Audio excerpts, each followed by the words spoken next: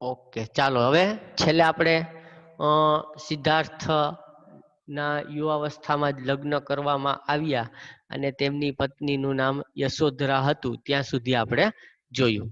બરોબર. સિદ્ધાર્થના પિતા સુધોધન અને માતા માયાદેવી. બરોબર.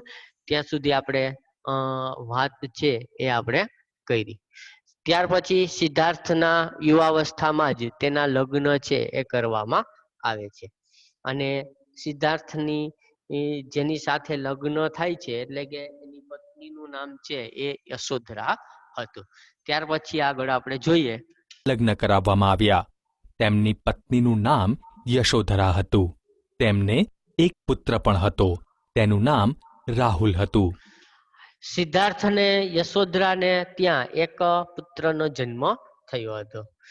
ત્યાર એ પુત્રનું નામ છે એ રાહુલ હતું. પરંતુ સિદ્ધાર્થ વૈભવી જીવન જીવવા કરતા જ્ઞાન પ્રાપ્તિમાં વધારે રસ ધરાવતા હતા. હવે સિદ્ધાર્થ છે એ બાળપણથી જ આપણે જોઈએ તો વૈભવી, બરોબર, વૈભવી જીવન એટલે કે આપણી ભાષાની અંદર આપણે સમજવા માટે કહીએ તો મોજશો, બરોબર. તો વૈભવી જીવન, બરોબર. તો આવું જીવન વિતાવવા કરતા જ્યાંથી એને જ્ઞાન મળે, બરોબર, એ જ્ઞાન પ્રાપ્તિમાં જ સમય એનો છે એ વ્યતીત કરતા, એટલે કે એમાં એ વધારે રસ ધરાવતા. બરોબર. કે એનો જે સમય છે જીવનનો સમય, એ સમયગાળા દરમિયાન તેમણે વૈભવી જીવન નહીં પરંતુ વધારેમાં વધારે જ્ઞાન કેવી રીતે પ્રાપ્ત થાય, બધામાં વધારે જ્ઞાન કેવી રીતે મેળવી શકાય, ક્યાંથી મેળવી શકાય, કઈ રીતે મેળવી શકાય, એમાં એને વધારે રસ હતો. બરોબર. તો ચાલો આપણે તેમની જ્ઞાન પ્રાપ્તિના પથ વિશે જાણીએ. ગૃહત્યાગ અને સાધના. લગભગ 30 વર્ષની વયે જ્ઞાન પ્રાપ્તિ અને સત્યની શોધ માટે તેમણે પોતાના રાજવી પરિવાર અને રાજ્યનો ત્યાગ કરી સંન્યાસી બનવાનું નક્કી કર્યું. હવે 30 વર્ષની વયે લગભગ, બરોબર, અંદાજિત એની 30 વર્ષનો વય હશે ઉંમર. એ સમયે તે જ્ઞાન પ્રાપ્તિ અને સત્યની શોધ માટે ગૃહ ત્યાગ કરે છે. બરોબર. એટલે કે સંન્યાસ બનવાનું એ નક્કી કરે છે. તો રાજવી પરિવાર, બરોબર, રાજવી પરિવાર એટલે કે રાજાના કુટુંબનો એ કુટુંબની અંદર જન્મ ધારણ કર્યો હોય ને રાજવી પરિવારનો સભ્ય ગણાય. તો શુદ્ધોધનનો પુત્ર સિદ્ધાર્થ છે. શુદ્ધોધન તો એ કોણ હતા? રાજા હતા. બરોબર. તો આ રાજવી પરિવારનો એટલે કે રાજવી પરિવારનો હોવા છતાં રાજ્યનો ત્યાગ કરી અને સંન્યાસી બનવાનું એ નક્કી કરે છે. તો જ જ્ઞાન પ્રાપ્તિ અને સત્યની સાચી શોધ છે એ થશે. બરોબર. એટલે કે રાજવી પરિવારમાં જન્મ હોવા છતાં પણ તે સંન્યાસ બનવાનું અથવા તો સંન્યાસી બનવાનું એ નક્કી કરે છે. એક રાતે તેમના સારથી છન્ન અને પોતાના પ્રિય ઘોડા કંથકને લઈ રાજ્ય બહાર આવેલ નદી કિનારે ગયા. હવે એક રાત્રે સંન્યાસ બનવાનું નક્કી કર્યું એટલે કે રાત્રિના સમયે તે પોતાનું રાજપાટ, તેમની પત્ની, એનો પુત્ર રાહુલ એને છોડી અને સારથી સાથે અને એમનો જે પ્રિય ઘોડો છે, બરોબર, એને લઈ રાજ્યની બહાર આવેલ નદી કિનારે ગયા. પોતાના રાજવી પોશાકોનો ત્યાગ કરીને છન્નને પોતાના તમામ આભૂષણો આપી કંથકને લઈ રાજમહેલ જવા આજ્ઞા આપી. હવે પોતાનો રાજવી પોશાક હતો. જ્યારે એ રાજમાંથી નીકળ્યા, બરોબર, મહેલમાંથી, ત્યારે એ રાજવી પોશાકથી સજ્જ હતા. ત્યાર પછી એ નદી કિનારે આવે છે. નદી કિનારે આવી અને તે નો જે સારથી છે, બરોબર, એનું જે ઘોડે સવારી હોય, ઘોડાગાડી હાંકનાર હોય એને આપણે સારથી કહેવાય. તો આ જે સારથી છે એનું નામ શું હતું? છન્ન. એ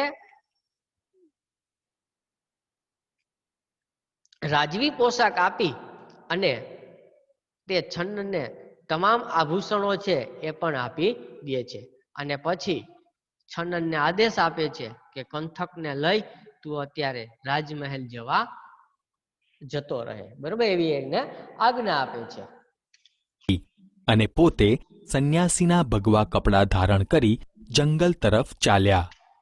અને પોતે સંન્યાસીના ભગવા કપડાં ધારણ કર્યા, બરોબર, અને આ ભગવા કપડાં ધારણ કરી અને સત્ય અને જ્ઞાનની પ્રાપ્તિ માટે જંગલ તરફ ચાલ્યા જાય છે. સિદ્ધાર્થના ગૃહ ત્યાગને મહાભિનિષ્ક્રમણ તરીકે ઓળખવામાં આવે છે. હવે સિદ્ધાર્થનો જે ગૃહ ત્યાગ છે એ ગૃહ ત્યાગને મહાવીર નિષ્ક્રમ તરીકે ઓળખવામાં આવે છે. યાદ રાખવાનું છે કે સિદ્ધાર્થના જે ગૃહ ત્યાગ છે એ ગૃહ ત્યાગને કયા નામે ઓળખવામાં આવે છે? તો એને મહાભિનિષ્ક્રમણ તરીકે ઓળખવામાં આવે છે.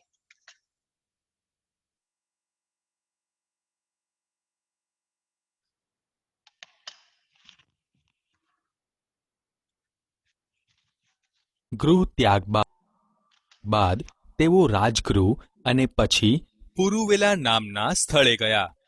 હવે ગૃહ ત્યાગ બાદ એ સૌ પ્રથમ ક્યાં ગયા? તો રાજગૃહ, અને પછી તે પુરુવેલા નામના સ્થળે જાય છે. અહીં 5 બ્રાહ્મણો સાથે તપશ્ચર્યા શરૂ કરી. તેમને લાગ્યું કે અન્ન જળનો ત્યાગ કરી શરીરને કષ્ટ આપવાથી જ્ઞાન પ્રાપ્ત થશે નહીં. આધ્યાત્મ માર્ગ અને પોતાની તૃષ્ણાઓ ઉપર વિજય મેળવવો એ જ મનુષ્યનું મોટું કર્તવ્ય છે. તેમણે 5 બ્રાહ્મણોનો સાથ છોડીને એકલા જ તપશ્ચર્યા કરવાનો નિર્ણય કર્યો. હવે સિદ્ધાર્થ ને એવું લાગે છે કે ખાલી માત્ર ને માત્ર આપણે રાજવી, બરોબર, ભોગ વિલાસ કે જે અન્ન કે પોશાક છે કે એનો ત્યાગ કરવાથી આપણે જે પણ કઈ સત્ય કે જ્ઞાન મળશે એ મળશે નહીં, બરોબર. જેના કારણે તે 5 બ્રાહ્મણો સાથે જે તપ કરે છે, તપચર્યા, બરોબર, તો એ 5 બ્રાહ્મણોનો સાથ છોડી અને એકલા જ તપચર્યા, તપ કરવાનું એ નક્કી કરે છે. એવો નિર્ણય કરે છે કે એકલા જે આપણે તપ કરશું અને એ જે આપણે જ્ઞાન કે જે પ્રાપ્ત થશે એ અહીંયા મળશે નહીં. બોધિગયા ખાતે એક પીપળાના વૃક્ષ નીચે બેસી તેમણે સત્ય અને જ્ઞાન પ્રાપ્તિ માટે સાધના શરૂ કરી. ત્યાર પછી એ બોધિગયા અને ત્યાં એક પીપળાના વૃક્ષ નીચે બેસી તેમણે સત્ય અને જ્ઞાન પ્રાપ્ત માટેની સાધના છે, તપશ્ચર્યા છે, એ શરૂ કરે છે. ઘણા દિવસોની સાધના પછી વૈશાખી પૂર્ણિમાના દિવસે તેમને જ્ઞાન પ્રાપ્ત થયું. ઘણા દિવસોની સાધના કરી, સાધનાઓ પછી તેને વૈશાખી પૂર્ણિમાના દિવસે તેમને જ્ઞાન પ્રાપ્ત થાય છે. જ્ઞાન પ્રાપ્ત થતા સિદ્ધાર્થમાંથી તેઓ બુદ્ધ થયા. જેવું એને જ્ઞાન પ્રાપ્ત થાય છે એ પછી તેમણે સિદ્ધાર્થમાંથી એ બુદ્ધ બની જાય છે. બુદ્ધનો અર્થ જાગ્રત કે જ્ઞાની થાય છે. પાછળથી તેઓ ગૌતમ બુદ્ધ કહેવાયા. હવે બુદ્ધનો અર્થ શું થાય? તો જાગ્રત અથવા તો જ્ઞાની, બરોબર, અને પાછળથી બુદ્ધને આપણે ગૌતમ બુદ્ધ તરીકે ઓળખ્યા છીએ. પોતાને પ્રાપ્ત થયેલ જ્ઞાનનો ફાયદો લોકોને મળે તે ઉદ્દેશ્યથી તેમણે ઉપદેશ આપવાનું ચાલુ કર્યું. ઉપદેશ. જ્ઞાન પ્રાપ્તિ બાદ બુદ્ધ સારનાથ ગયા, જ્યાં તેમને તેમના જૂના બ્રાહ્મણ મિત્રો મળ્યા. હવે જ્ઞાન પ્રાપ્ત થયા બાદ એ ક્યાં જાય છે? સારનાથ જાય છે, અને ત્યાં તેમને જે જૂના બ્રાહ્મણ એટલે કે જે તપશ્ચર્યા જે સાથે કરતા હતા, બરોબર, એ બ્રાહ્મણ મિત્રો છે એને મળે છે, એટલે કે એની સાથે મુલાકાત થઈ. સૌ પ્રથમ વખત તેમણે આ 5 બ્રાહ્મણ મિત્રોને સારનાથ ખાતે ઉપદેશ આપ્યો. હવે આ જે એના મિત્રો છે એ સૌ પ્રથમ વાર આ 5 એના જે મિત્રો છે, બ્રાહ્મણ મિત્રો, એ 5 બ્રાહ્મણ મિત્રોને સારનાથ ખાતે પ્રથમ ઉપદેશ છે એ ગૌતમ બુદ્ધ એટલે કે ભગવાન બુદ્ધ આપે છે. બુદ્ધના આ પ્રથમ ઉપદેશને ધર્મચક્ર પ્રવર્તન કહેવામાં આવે છે. હવે સારનાથ ખાતે જે 5 બ્રાહ્મણોને પ્રથમ વખત જે બુદ્ધ ભગવાન બરોબર એ ઉપદેશ આપે છે, એ ઉપદેશને ધર્મચક્ર પ્રવર્તન કહેવામાં આવે છે. એટલે કે ધર્મચક્ર પ્રવર્તન કે ધર્મની અંદર જે ખોટા દૂષણો દૂર છે એ દૂર કરવા માટે બરોબર પ્રયત્ન છે એ કરવામાં આવશે. એટલે કે ધર્મચક્ર પ્રવર્તન એને ઓળખવામાં આવ્યું છે. બુદ્ધે સંસારના દુઃખોમાંથી મુક્તિ મેળવવા બહુ જ સરળ અને સાદો ઉપદેશ આપ્યો. તેમના મતે 4 આર્ય સત્ય છે. સંસાર દુઃખમય છે, દુઃખનું કારણ તૃષ્ણા છે, દુઃખનો નાશ તૃષ્ણાનો ત્યાગ છે, અષ્ટાંગિક માર્ગ અપનાવવાથી તૃષ્ણાનો ત્યાગ થાય છે. બુદ્ધે સમજાવેલા આ 4 આર્ય સત્ય બૌદ્ધ ધર્મના સિદ્ધાંત તરીકે જાણીતા છે. હવે બુદ્ધે 4 અન્ય આર્ય સત્ય બરોબર છે એ સમજાવ્યા છે. બરોબર કે દુઃખનું કારણ શું છે? તૃષ્ણા છે. બરોબર, દુઃખનું કારણ શું છે? તૃષ્ણા. કે આપણી જે ઈચ્છાઓ છે ને બરોબર જે પણ કાંઈ એ આપણે શું છે? તૃષ્ણા છે કે દુઃખનું કારણ. અને દુઃખનો નાશ શું છે? તૃષ્ણાનો ત્યાગ. બરોબર, સંસાર દુઃખમય છે. પહેલું દુઃખનું કારણ તૃષ્ણા છે, દુઃખનો નાશ તૃષ્ણાનો ત્યાગ છે. અને અષ્ટાંગિક માર્ગ અપનાવવાથી તૃષ્ણાનો ત્યાગ થાય છે. બરોબર, એટલે કે યોગ સાધના કરવાથી તૃષ્ણાનો ત્યાગ છે એ કરવામાં આવે છે અથવા તો થાય છે. એટલે કે ભગવાન બુદ્ધે સમજાવેલા જે 4 આર્ય સત્ય છે એ બૌદ્ધ ધર્મના સિદ્ધાંત તરીકે એને ઓળખવામાં આવે છે. એટલે કે જાણીતા થયા, જેને સમ્યક દર્શન પણ કહેવામાં આવે છે. આટલું જાણો. સમ્યક દ્રષ્ટિ, સમ્યક સંકલ્પ, સમ્યક વાણી, સમ્યક કર્મ, સમ્યક આજીવિકા, સમ્યક વ્યાયામ, સમ્યક સ્મૃતિ, સમ્યક સમાધિ. સમ્યક સંસ્કૃત શબ્દ છે. તેનો અર્થ સારી રીતે એવો થાય છે. હવે સમ્યક દ્રષ્ટિ એટલે કે સારી દ્રષ્ટિ. બરોબર, સમ્યક છે એ સંસ્કૃત શબ્દ છે અને જેનો અર્થ થાય સારી રીતે. બરોબર, એટલે કે સારી રીતે સમ્યક સારી દ્રષ્ટિ, સારી રીતે સંકલ્પ કરવા, સારી રીતે કર્મ કરવા, સારી રીતે વાણી વાપરવી, સારી રીતે આજીવિકા ચલાવવી, સારી રીતે વ્યાયામ કરવા, સારી રીતે સ્મૃતિ કરવી, સારી રીતે સમાધિ કરવી. બરોબર, એટલે કે આમ સમ્યક સંસ્કૃત શબ્દ જે સારી રીતે છે એવા એના ઉદ્દેશો છે એ જોવા મળે છે. મિત્રો, આપણે આગળ જોયું કે બુદ્ધ સમાજમાં પ્રવર્તમાન દૂષણોને ડામવા માટે જીવન પર્યંત કાર્યો કરી એક મહાન સમાજ સુધારક સાબિત થયા. હવે બુદ્ધ સમાજમાં પ્રવર્તમાન દૂષણોને ડામવું એટલે કે દૂર કરવું. બરોબર, દૂષણોને દૂર કરવું, ડામવા એટલે એને દૂર કરવા માટે જીવન પર્યંત એટલે કે આજીવન કાર્યો કરે છે. અને જેના કારણે તેમને એક મહાન સમાજ સુધારક તરીકે સાબિત થયા. બરોબર, કે જેમાં અસ્પૃશ્યતા છે, બરોબર, સતી પ્રથા છે, બાળકીને દૂધ પીતી કરવાનો રિવાજ છે. તો તે સમયે સમાજમાં આવા દૂષણો હતા જેને આપણે કુરિવાજો કહીએ છીએ. તો આ કુરિવાજોને ડામવા દૂર કરવા માટે બુદ્ધે ઘણા બધા પ્રયત્ન કર્યા. જીવન પર્યંત સુધી એ કાર્યો કરે છે, જેના કારણે મહાન સમાજ સુધારક તરીકે એને ઓળખવામાં આવે છે.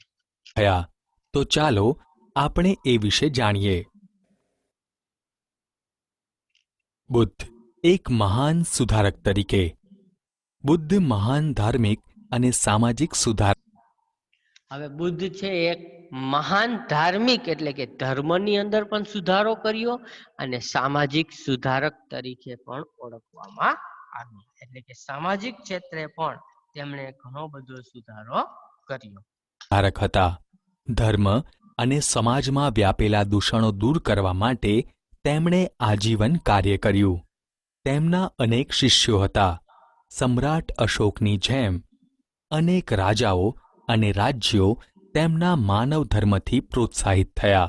હવે સમ્રાટ અશોક તમે બધા નામ સાંભળેલું હતું. તો આવા રાજાઓ છે એ પણ બુદ્ધ ભગવાન પાસેથી જ્ઞાન મેળવી અને ઘણા બધા વિભોજિત થઈ જાય છે. બરોબર કે એ પણ આવા મહાન પરાક્રમી રાજાઓ છે એ પણ ભગવાન બુદ્ધ પાસેથી ઉપદેશ મેળવતા હતા. તેમણે આ મુજબ સુધાર કાર્યો કર્યા.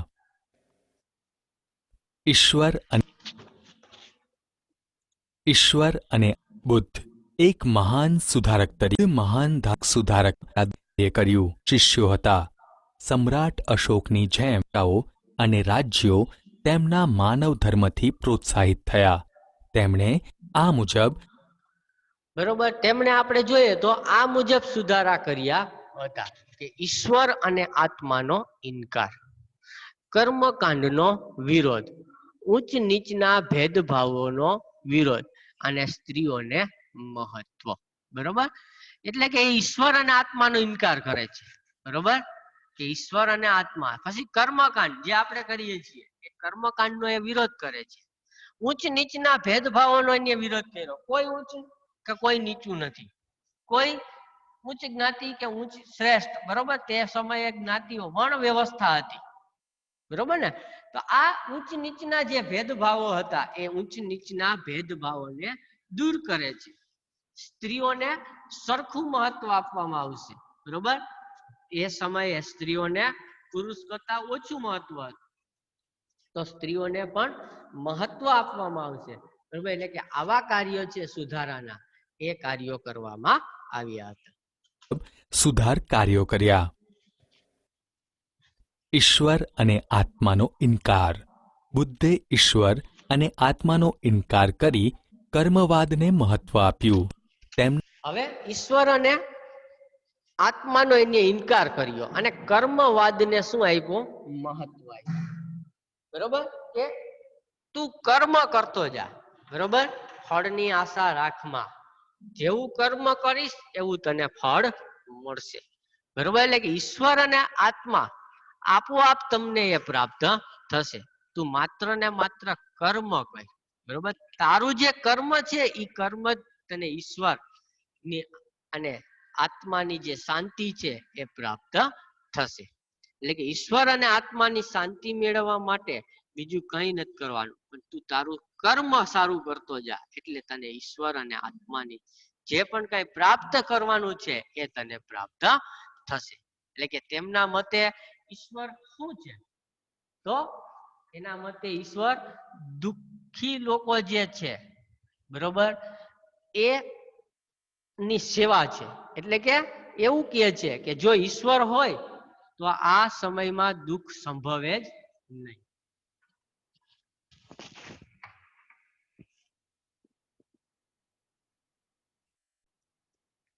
બરોબર એટલે કે એમ કે છે કે જો એવું માને છે કે ઈશ્વર હોય તો દુઃખ સંભવે જ નહીં.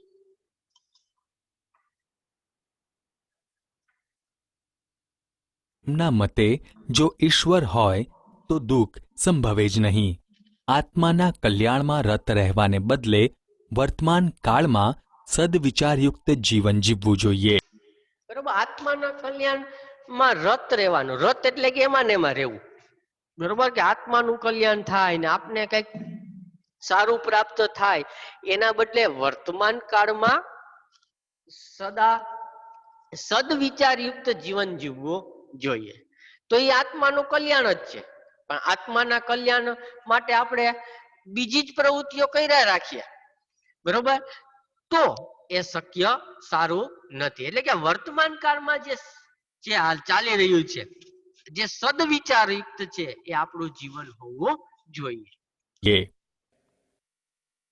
કર્મકાંડનો વિરોધ. ઓકે, ચાલો હવે પછીના જે પણ કઈ એના ઉપદેશો છે એને આપણે નેક્સ્ટ કાલે વિડીયોની અંદર જોશું. બરોબર.